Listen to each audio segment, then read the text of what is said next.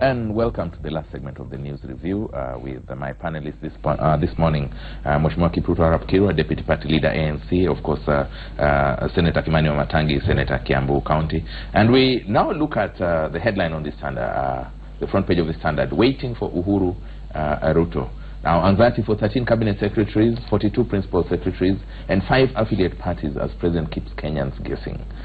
We have people in place. For the latest communication from State House was that those whose names had not been mentioned by the President continue serving. So why the anxiety?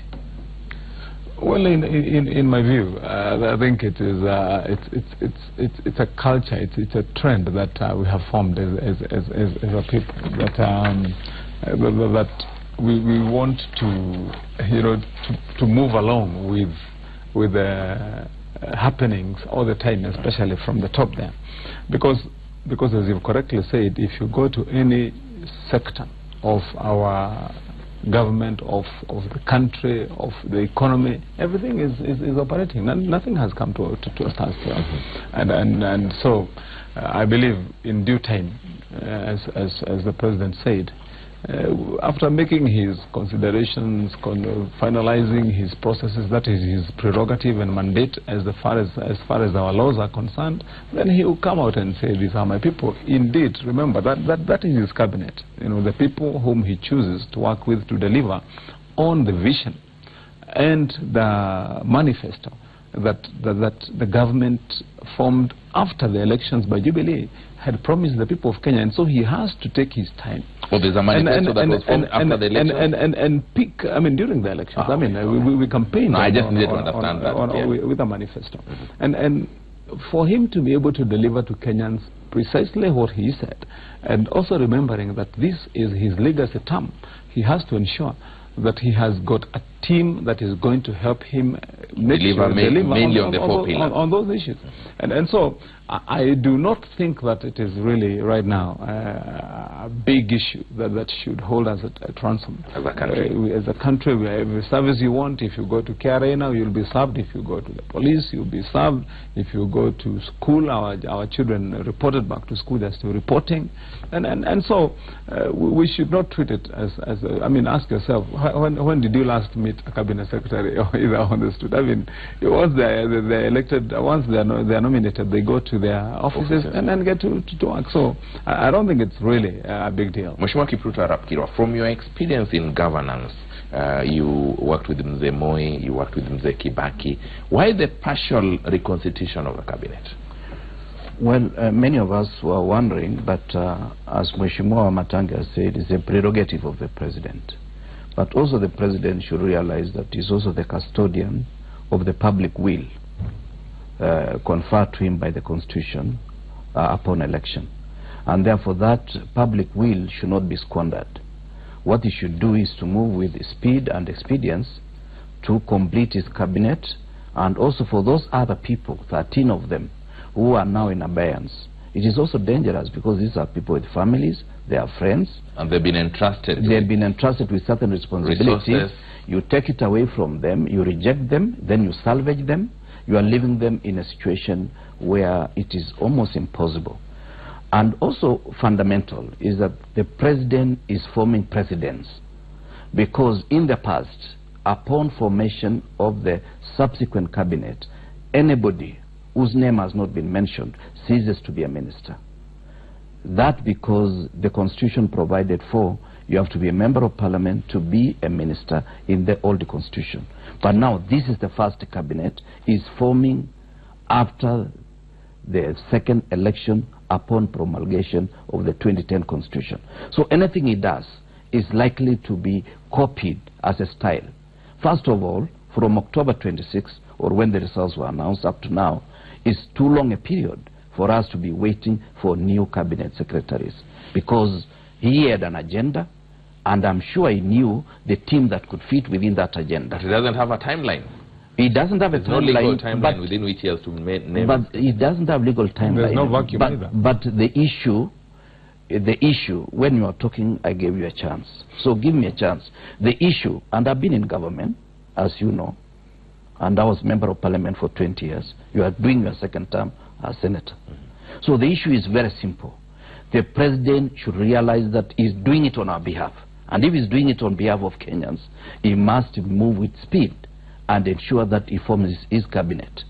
Because what do you call the 13 cabinet secretaries whose jobs were taken away, then returned through a pronouncement by an officer? The president's spokesperson. Yeah, spokesperson. What happened in between? What happens to those who are now in the line? So you have 2 cabinet secretaries, 6 of them, they have been given vote of confidence, 13 of them, they have been given vote of no confidence, but salvaged for the time being. Because they were told, you are going to serve until you are given further notice. So this is bad manners. And as I've said, Kenya, we are replete with bad manners. And this is one of them. And we must tell the president. If the president is making a mistake, we have to tell him. Senator Matangi, how do you think humanly this sits when there is a cabinet meeting? Now, you know, first of all, let me tell much more. I think, well, with due respect, you've served your term. Yes. At that time. But there are some things that I believe we must get right all the time. Because when you are appointed a cabinet secretary, the time of appointment, it is very clear that you have been appointed to serve with the president at his will for that for that period or for that term. At the expiry of the term of the president, with that appointment, your appointment ceases to be valid. You have to either be reappointed, and so there is no such expectation. I'm not in doubt about that. Once, because I was in the last cabinet, that I must be in the next one. That's not the case. And secondly, that's a very strong statement you made. Yeah. I mean, you serve at the will of the president until the term of the president ends. For that term, you know, at the expiry of the president's term, during the election, after the election, then all the president has a duty to either reappoint his. So are you saying that 13 cabinet secretaries are now serving outside the president's will? Now listen to exactly what I've said. When the president came on press the last time, and when he read the names of those who have been reappointed, and the word was reappointed. Retained. Yes, or retained for that matter. Is because those are the people whose mandate has been renewed to continue serving in the purpose.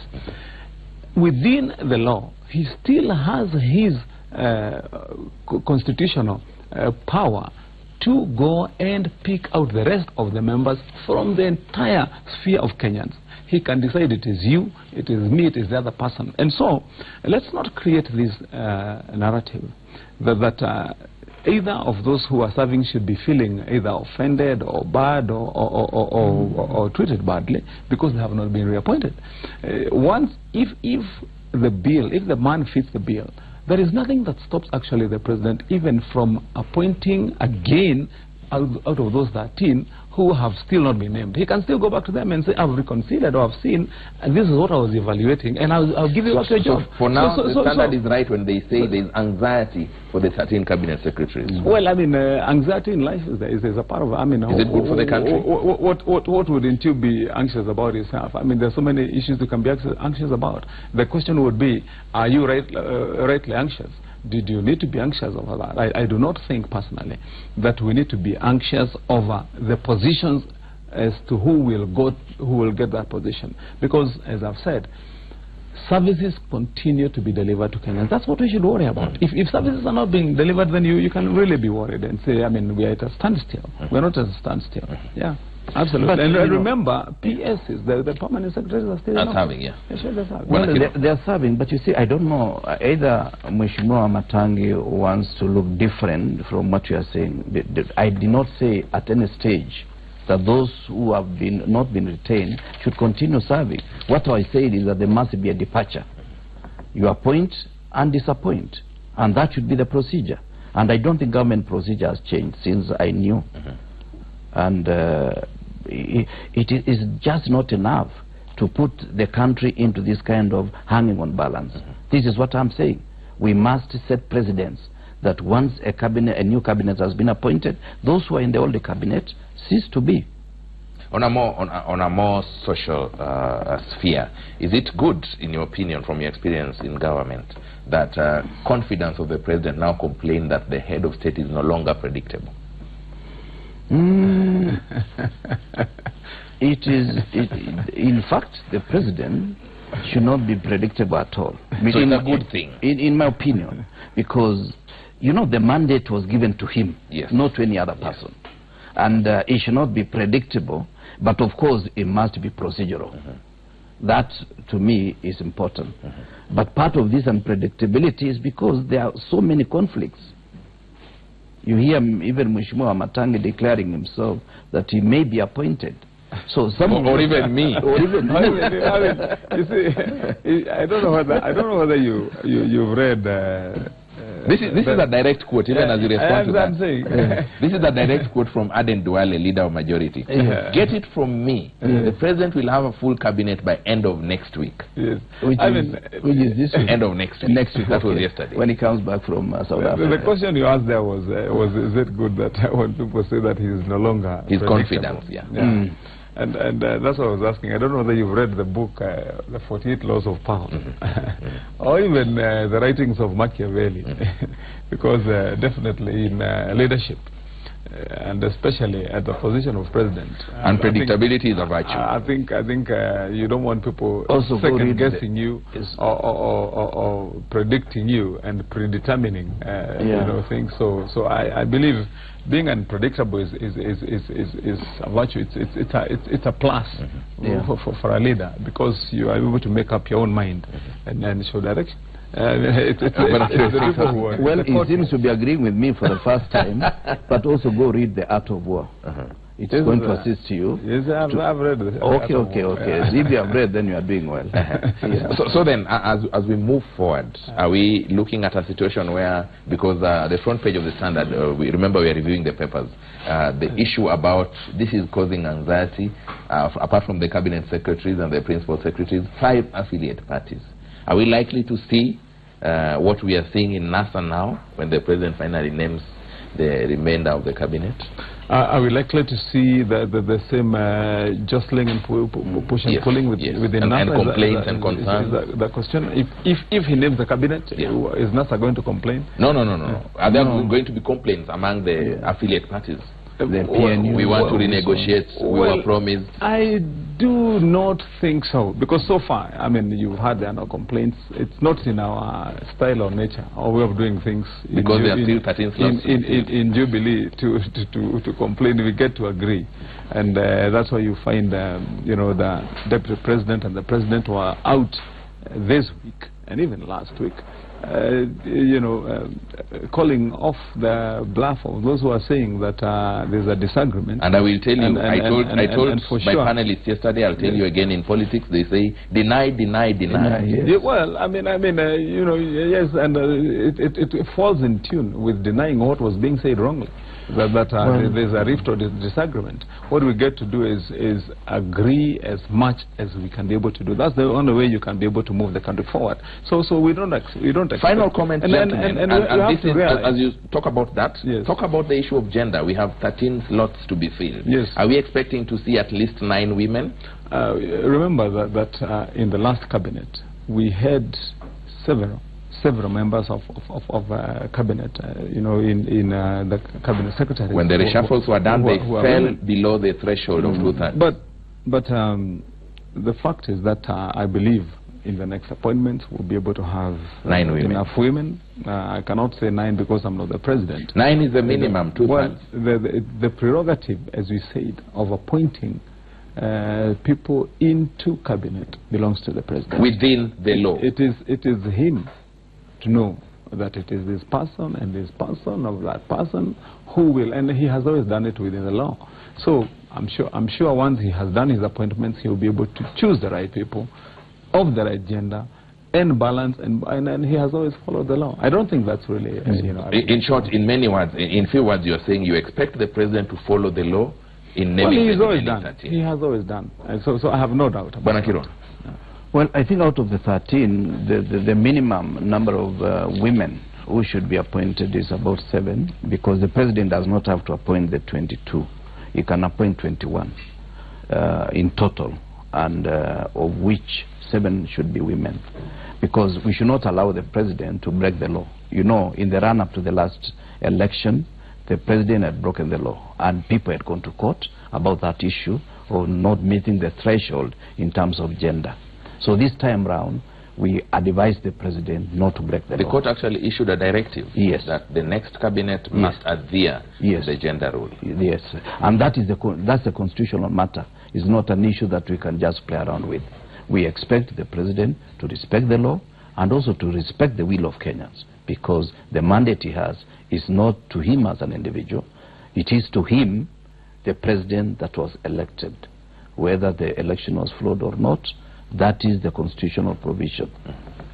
I think just to add, because it's also good to do a reality check, that one of the issues that I believe we should be addressing as a way forward, and especially within our constitution at any one time when we may want to either entrench in law, remove any barriers that will stop us from implementing the constitution as it is. One of the issues that we have to address, and it is also very much alive in Parliament itself, is that question of gender rule. Remember, in the last session of Parliament, there have been 2 bills which were brought 3 times to the floor of both houses, which flopped, trying to address that issue of gender. And so this is not an issue that we can just talk about lightly and leave out. We need to find what is lacking, and give Senator, what is lacking? A proper solution. You know, one, there has been lack of will, sometimes lack of support, but there also has to be clarity in law. You know, in the will here is political goodwill or well, I mean, goodwill? if you look at sometimes the way politicians, and you remember some of the discussions we had. I remember you hosting one of the legislators here, and you know, very clear, is saying in our culture we do not have a place. We don't have a place for minors. I mean, all those issues have got to be put under consideration, but addressed within the law and entrenched in law, such that we can have a clear position. Because if you look at the way the law is and the requirements of that law, we have had a gridlock every time in most institutions. When you go to Parliament, go to other areas, that still becomes a grey area. I believe as legislators, we should take this opportunity in this Parliament to ensure that we correct that. Do what you did do last time. Final comments, gentlemen, and I want you to talk about the issue of road accidents. The more we try to find solutions to the lives that are lost in our roads, the more we lose lives. On Tuesday night, we lost another 9 lives out of what in our news has been captured as reckless driving. Where does the solution lie? As you give your final comments. Well, I think the first thing is what I've just kept on referring to, the issue of impunity. You see, we've made bad manners part of our culture instead of complying with the law, including what Mheshimiwa Matangi is telling us now, that we have to break the law for us to prove that this law is not working. What we need to do as Kenyans, and this was available even in our traditional society, when something was a taboo, you never did it. But you see, what has happened in Kenya today is that you become popular by being ill-mannered. And therefore, many of these guys, it's not the question of training, it's not a question of being young. You find people as old as ourselves still doing overlap, doing all the bad things on the road, because it is more popular to look like you are different from the rest. What we need to do is to take our society back and ask ourselves, when did the rain start beating us? So it's because now we have lost values as individuals rather than the system. It is both the system and also the society. We have lost values as far as we are concerned as Kenyans. At times, if, let's say, for example, you are in a parking and you reverse into somebody's car and nobody has seen you, you drive away. Very fast. It doesn't matter, because, you know, it should behove your character that, okay, I've knocked somebody's vehicle, let me discuss with him. If it is too much, we see how to sort it out. Leave my number. Yeah, I leave my number, and we sort it out in that way. But we prefer to solve our problems in our own style. We never want to comply with the rules. Senator Matangi, your final comments as you talk about... Yes, and I would want to talk about that issue, and being mindful of the fact that yesterday I was elected the chairman of the Roads and Transport Infrastructure Committee in Parliament, and I was just doing some soul searching and thinking, how would I want to guide and lead my committee in addressing. Congratulations for your election. Thank you very much. And some of the issues that we really must point out, and very, very frankly, is that we have a big problem in our hands as far as two things are concerned. One, it is the attitude and culture that has been the day-to-day trend by especially our law enforcers, because we have to say it frankly the way it is. We have had a big problem with enforcers of traffic rules and laws, especially the police, in as far as corruption is concerned, because that has been one of the big issues that has caused the situation that we are in. You find that trucks will overload unbelievably and still able to find their way. You find that drunken drivers are still able to find their way and drive past police roadblocks. You find that matatus that are unroadworthy are still able to find their way, and we still get to complain. Now, secondly is what my colleague here was saying on the culture we have as drivers. And sometimes I was asking myself, there are times when there were some very good proposals, for example, on awarding points in limiting or in reducing deducting points on issuance of driving licenses to drivers, the way it is done all over the world in most countries, whereby you find yourself, you can get to a point whereby you cannot drive a vehicle on the road. But then you would ask yourself, if you implement such, and for you to get back your driving license, you have to undergo a test. Actually, I was having a very, very interesting conversation with a friend of mine who runs a training school for expert driving. A friend of mine in Ongata Rongai, and he was saying, can we sit down and agree and see, can I help government and yourselves there from Parliament in offering my services to retrain drivers before they are given permission, especially public service vehicle drivers, because something drastic must happen for us to change this culture and to change what has been happening. And thank God now you have the mandate. And I believe within the next 5 years, as I lead the committee on roads and infrastructure, we will seriously look at those issues and ensure that we do what we should do from the point of law and enforcement, and get to change what has been happening in our country. It's not acceptable. Senator, please let Kenyans remember you for having passed laws that reduce road carnage in our country. And you can come. Mheshimiwa Kipruto Arap Kirwa, always a pleasure having you on a certain. Thank you very much.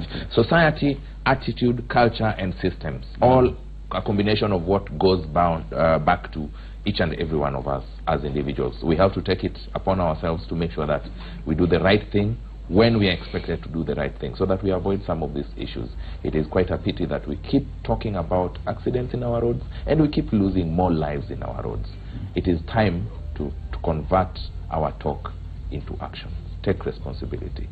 Thank you very much for being with me throughout this session of the Power Breakfast Show. My name is Charles Odhiambo. On behalf of my guest, Kipruto Arap Kirwa, and Senator Kimani Wamatangi, let's do this again some other time. Did you hear about a picture speaking 1,000 words? Now, that depends entirely on how that picture is captured. Up next with Joy Mudengi, photography.